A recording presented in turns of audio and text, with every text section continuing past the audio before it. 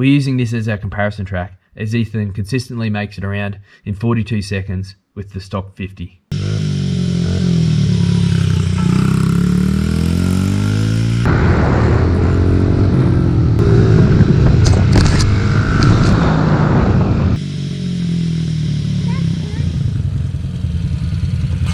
Ready, set, go.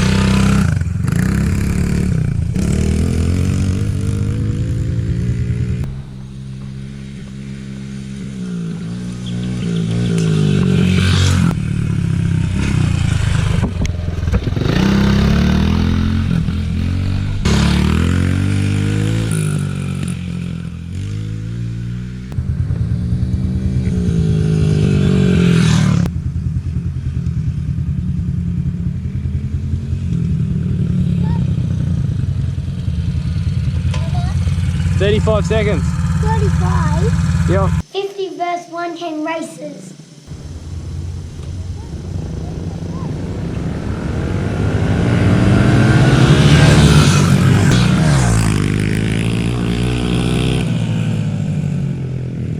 We wanted to build a torque monster with this project.